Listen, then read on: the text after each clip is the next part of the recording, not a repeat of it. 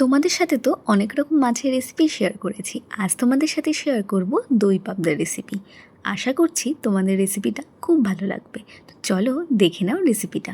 প্রথমেই পাবদা মাছগুলোকে লবণ আর হলুদ দিয়ে ভালো করে ম্যারিনেট করে নিয়ে তেল গরম হলে এক এক করে মাছগুলো ভেজে তুলে নেব। এবার ওই তেলের মধ্যেই কিছুটা পেঁয়াজ কুচি দিয়ে দিলাম। এই পেঁয়াজটাকে বেরেস্তা করে তুলে নেব। এবার ওই তেলের মধ্যে দিয়ে দিচ্ছি সাদা জিরে ফোড়নে, দিয়ে দিচ্ছি গোটা গরম মশলা, দিয়ে দিচ্ছি পেঁয়াজ বাটা। পেঁয়াজটা একটু ভেজে নেব 2 থেকে 3 মিনিট। এবার দিয়ে দেবো এক এক করে জিরে গুঁড়ো, ধনে গুঁড়ো আর লঙ্কার গুঁড়ো। ভালো করে মশলাটাকে ভেজে নেব। এবার দিয়ে দিচ্ছি আদা, কাঁচা লঙ্কা, রসুন বাটা, দিয়ে দিচ্ছি সামান্য পরিমাণে জল, দিয়ে মশলাটাকে এবার কষিয়ে নেব।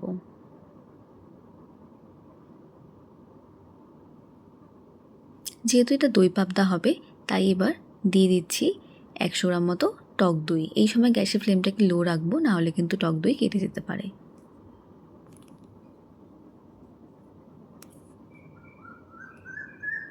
দিয়ে দিচ্ছি এবার 1 চামচ চিনি, ভালো করে নাড়িয়ে নেব। দিয়ে দিচ্ছি এবার 1 চামচ মতো ফ্রেশ ক্রিম।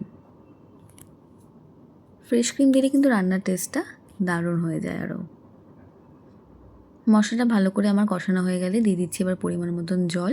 খুব বেশি জল দেব না। এবার গ্যাসটাকে হাই ফ্লেমে রেখে ঝোলটাকে ফুটিয়ে নেব। দিয়ে দিচ্ছি এবার স্বাদ মতন লবণ আর গরম মশলার গুঁড়ো।